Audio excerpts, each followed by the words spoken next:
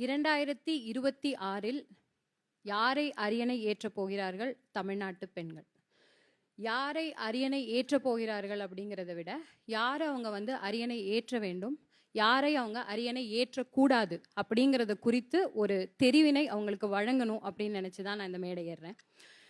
டாஸ்மாகில் 25.4% குடிநோயாளிகளும் ஆண்டுக்கு 10,000லேருந்து 15,000 பேர் இறந்து போகிற தமிழ்நாட்டில் தான் பெண்களுக்கு ஊக்கத்தொகை, நிவாரணம், இலவசம் இதெல்லாம் வழங்கிட்டு இருக்காங்க.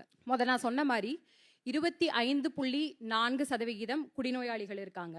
4 மனிதனுக்கு 1 மனிதன் குடிநோயாளியாக இருக்கிறான். 15% குழந்தைகள் தங்களுடைய கல்வி பள்ளி படிப்பினை விடுறாங்க. 50% குடும்ப வன்முறை, பெண்கள் போய் காவல் நிலையத்திலேயோ எங்கேயோ போய் கம்ப்ளைண்ட் கொடுக்கறது. 50% குடும்ப வன்முறை தமிழ்நாட்டில் தான் இருந்துகிட்டு இருக்கு. அதுவும் குடிநோயாளிகளால். நான் சொல்லிட்டு இருக்கிறது குடிநோயாளிகள் குறித்த ஒரு கணக்கீடு. டாஸ்மாகினால் ஏற்படும் விளைவுகள். 10ல் 1 குழந்தைக்கு படிக்கிற வாய்ப்பு இழக்கப்படுது.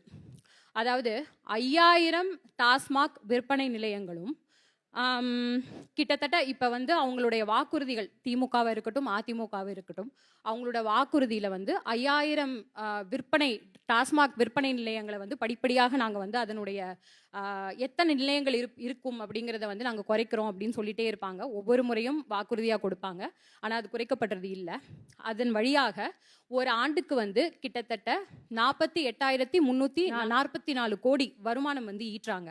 அந்த வருமானத்துல இப்ப நான் சொன்னேன்ல, கிட்டத்தட்ட 20% ஆண்கள் தங்களுடைய வேலையை இழக்கிறார்கள். அப்படிங்கும் பொழுது அரசுக்கு ஏற்படுற அந்த பொருளாதார இழப்பீடு அப்படிங்கிறது கிட்டத்தட்ட 15,000 கோடி. இதுதான் தமிழ்நாட்டுல ஒரு சராசரி பெண்ணுக்கு இந்த அரசியல், தற்பொழுதுள்ள திராவிட அரசியல் கொடுத்துள்ள ஒரு குடும்ப கட்டமைப்பு சூழல்.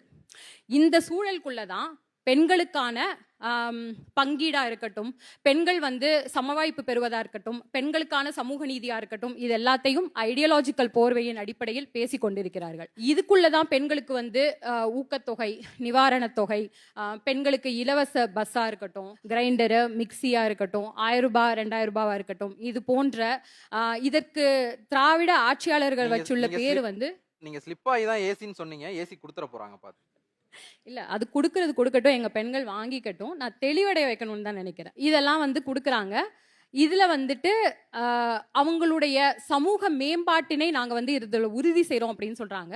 இதற்கு திராவிட ஆட்சியாளர்கள் வச்சிருக்க பேரு சமூக நீதி நலத்திட்டங்கள். இதுதான் அதற்குடைய பெயர். 1947 விடுதலை அடைந்தோம். அதற்கு அப்புறம் 80